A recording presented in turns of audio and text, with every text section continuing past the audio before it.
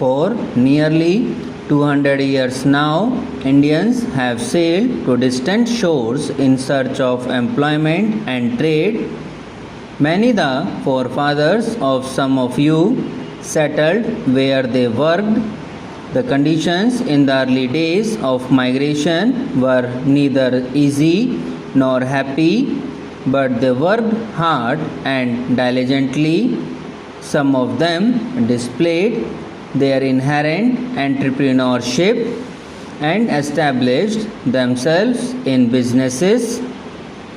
Early migrants went to Canada, America, and China, and wherever there was British colonial presence.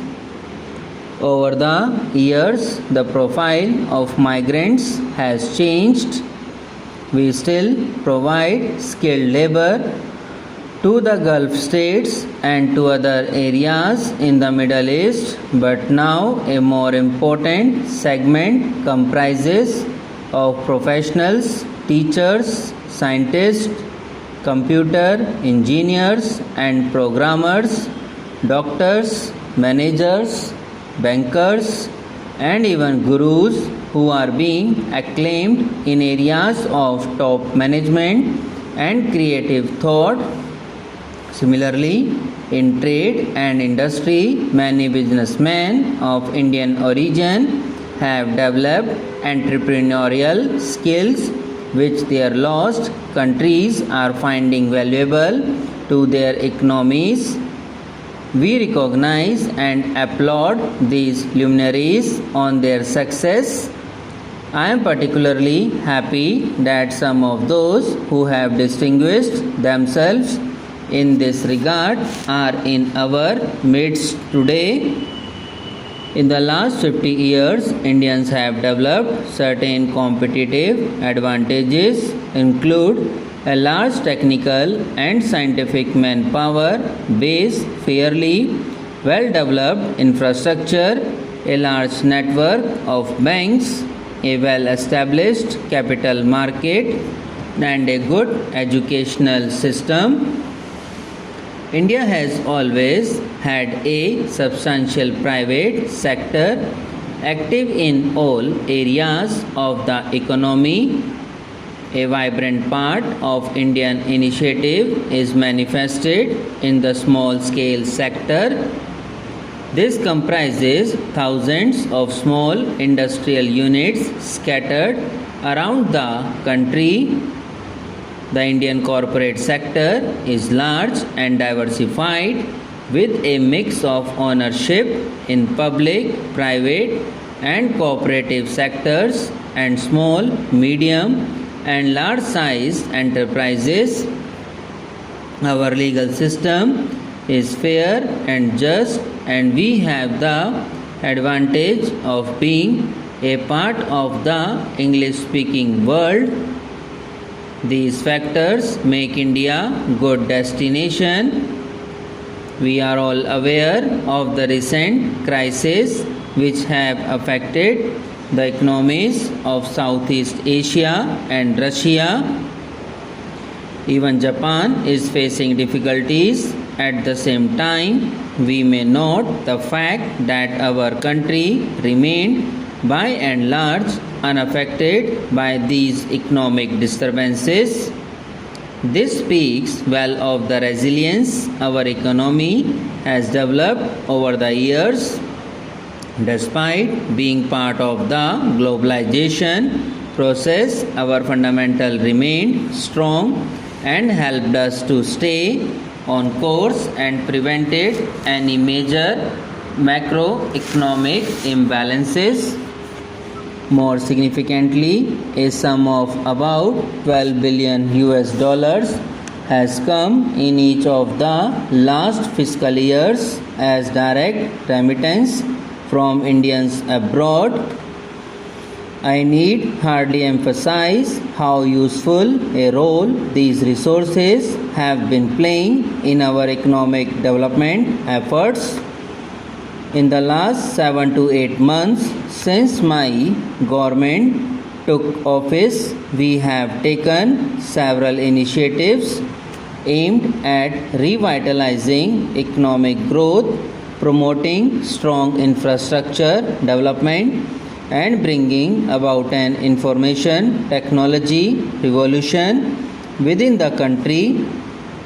Several of these measures are already under implementation. In certain other cases, legislative bills will need to receive parliamentary approval next month. The direction, however, is clear. Economic reforms are here to stay, and if anything, the process is being accelerated. We all appreciate the crucial importance of infrastructure in our development process. Towards this end, we have taken a number of decisions. One plan outlay for the power sector has been significantly stepped up this year. To scope of automatic approval for foreign direct investment in power has been liberalized by placing foreign equity participation up to 100% on the automatic approval route, provided the foreign equity in any such project does not exceed rupees 1500 crore. 3. The procedure for issue of counter guarantee to eligible private power projects has been simplified, and counter guarantees have recently been issued to 3 projects: Visakhapatnam in Andhra Pradesh, Neyveli in Tamil Nadu, and Bhadravati in Maharashtra. 4. The Electricity Regulatory Commission Act 1998 has been enacted to provide for the establishment of central and state electricity regulatory commissions, rationalization of electricity tariff, and transparent policies regarding subsidies. The Central Commission has begun functioning. The process of setting up state-level commissions in various states. 5. The Electricity Laws Amendment Act 1998 has been enacted to coordinate the operation of the grid system and allow greater flow of resources in the transmission sector.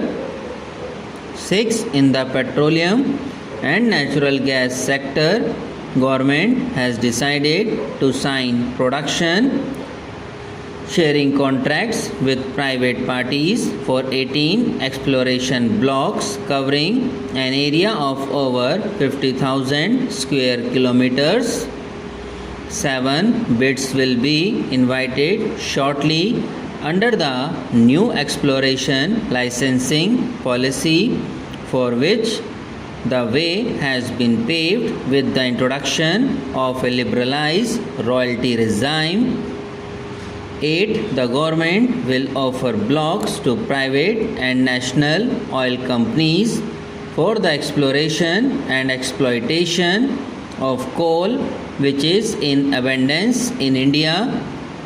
And 9. The process of pricing reforms in the petroleum sector is being carried forward by initiating the dismantling of administrated pricing mechanism in phases from April 1, 1998. Subscribe now and press the bell icon. Never miss an update.